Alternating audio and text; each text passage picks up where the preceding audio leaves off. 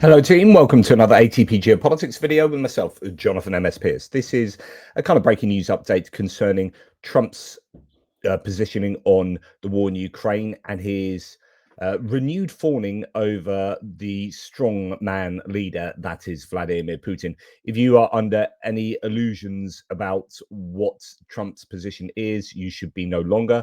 Trump is most certainly a fan of Putin and not a fan of helping Ukraine, and essentially just wants to line his own pockets, or by extension the pockets of the United States. There is no grander strategic or political or moral dimension to his foreign policy. So let's get into it. Okay, we are going to go first to consider Tomahawks. Just this gives us, I think, a good segue into what he feels about Ukraine as a whole and really Russia as a whole. So anyway, the question here is, will your administration provide Ukraine with Tomahawks? Will your administration provide Ukraine with long-range Tomahawk missiles? Is that something that you're not considering that? No, not really. Is it something that is unrelated? Could happen, I could change, but at this moment I'm not. Okay, the audio is obviously not very good because, as ever, he's either getting interviewed under a jet engine or inside a jet plane. So Trump says about considering Tomahawks to Ukraine, no, not really. It could happen. I could change, but at this moment, I'm not. So remember, the Pentagon's giving it the green light. I think the Pentagon would be well up for that. From a kind of military strategic point of view, this is then a political decision. And the political decision for Trump is that Ukraine shouldn't receive Tomahawks because he had a phone conversation with Putin, and whatever was said in that phone conversation is still having an effect on Trump's decision making. Okay, then we come to this. So reporters question what would be the final straw proving to President Trump that Putin is not ready to end the war in Ukraine. Let's see what Trump had to say. There's no final straw. Sometimes you have to let it fight out. They're fighting it out. It's been a tough war for Putin. He's lost a lot of soldiers, maybe 1 million. That's a lot of soldiers. And it's been tough for Ukraine. It's been tough for both. Sometimes you have to let it, just get bought out. There's no final straw. So there is no final straw. Sometimes you got to let it fight it out. They both lost a lot of soldiers, maybe 1 million soldiers, the Russians. So this is a both sidesism. This is kind of Charlottesville 2.0, which is, there are good men on both sides type thing. This is his approach. Let them fight it out. Yeah, don't need to get involved. Poor Doris is getting the crap kicked out of her across the street. Ivan is mugging her, stealing her stuff. And you're just watching from the other side of the street, able to help out. Morally and physically, you are able to help out. But you go, oh, just let them fight it out over there. Just let them fight it out. Sometimes you've got to let them fight it out. What?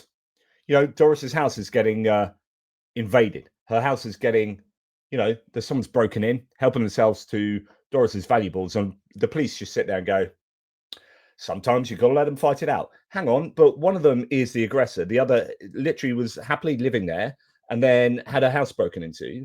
And then now the house is getting ransacked. Yeah, you've got to let them fight it out. Sometimes you just got to let them fight it out. No, that is morally reprehensible. So if you are still a fan of Donald Trump and still think he is the man for Ukraine or in any way a decent human being, he is not. He is just not a decent human being. Now, part of the he then, well, I think maybe prior to that, he had this interview on 60 Minutes, and that's what we're really going to focus on. But let's just look at one other part of this 60 Minutes, which is just, it's pathetic. This is ruling the United States of America by mere assertion, and that mere assertion appears to be contingent on something written on a piece of paper. But I brought, just a little list of look at this. Wars. President Trump wanted to make sure we saw the list of 8 international conflicts he says he's been able to end since returning to office. It's just absolutely ridiculous. So he's ended the Cambodia-Thailand war, the Kosovo-Serbia war, the Democratic Republic of Congo and Rwanda war, the Pakistan and India war, the Israel and Iran war, the Egypt and Ethiopia war, the Armenia and Azerbaijan war, and the Israel and Hamas war. He's ended all of those. He ended 8 wars in just 8 months. I'm not going to go through them and show you how ridiculous that claim is, not least that Israel and Hamas are still going hammer and tongs by the sounds of it. It is just not true. Like, his definition of the United States, or of Donald Trump, being a president of peace and ending that war, and he's trying to start a war with Venezuela and then starts it on Nigeria as well on True Social, like threatening them militarily. Like, what is going on here? Anyway, so that's kind of where we're at. Trump is going back to being his most ridiculous self. So now let's talk about Ukraine. Let's really understand what Donald Trump thinks about the war in Ukraine and Russia stopping the war. It is working with Putin, I think.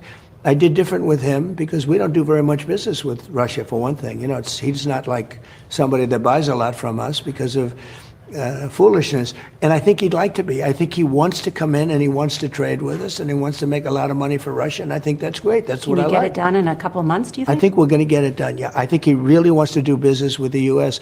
But it did work with India, and it did work with Pakistan, and it did work with 60% of those countries. It is working. The whole thing is just about making money, isn't it? I mean, this whole thing is about how much money Donald Trump can make. Let's have a look at another little snippet here. It is working with Putin, I think. I did different with him because we don't do very much business. Sorry, that is the same part. He claimed that Putin wants to do business with the US and make a lot of money for Russia. I think we can make a deal. And this is the idea that I would argue, and this is kind of my speculation here, that when he says Russia can make a lot of money from a deal, he's projecting, really. He's like, the US can make a lot of money from a deal with Russia. He's just looking at the war in Ukraine, and this is no different to what we said some months back.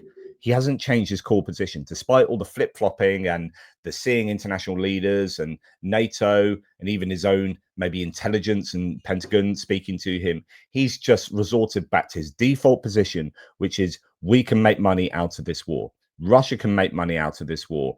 Everyone can make money out of this war. That's how the war stops, and it's why the war should stop. It shouldn't stop because Ukraine needs justice. It shouldn't stop because Russia is the aggressor, and we should stop aggressors, because that is setting a bad example for the world, and it is setting global geopolitical precedent. No, we should stop the war so that the US can make money. Trump is he's telegraphing his core beliefs about politics. Kyiv Independent says, update, Trump calls Putin smart and a strong leader who wants to trade with the US. Trump said that both the Russian President Vladimir Putin and Chinese President Xi Jinping are smart and very strong leaders who are not to be toyed with. The only leaders around the world that Trump kowtows to are Vladimir Putin and Xi Jinping. The trade war with China, the US blinked. Trump blinked, backed down, gave China the upper hand. Putin, same thing. I wonder, though, whether Putin has something over Trump, and this is a whole compromat viewpoint. He had that phone call with Putin, and maybe Putin reminded him of certain videos, pictures, I don't know, certain information that Trump wouldn't want to get out into public domain. And then he says, maybe Tomahawks to Ukraine aren't such a great idea. But essentially, we have Trump returning to his pathetic position of genuflecting to the stronger leaders of Putin and, by extension, Xi Jinping, I think, here as well. He sees the world as somewhere to be carved up between these great leaders, as he sees it.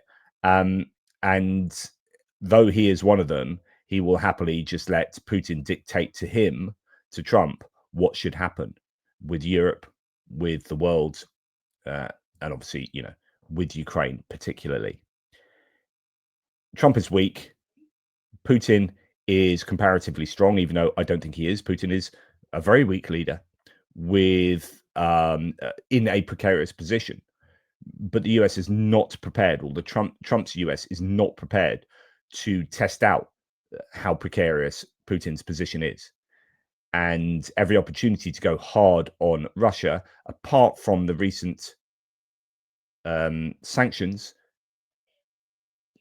Trump blinks and he steps back from being that tough leader on Russia. And we're seeing that yet again. Anyway, let me know what you think. Take care. I'll speak to you soon.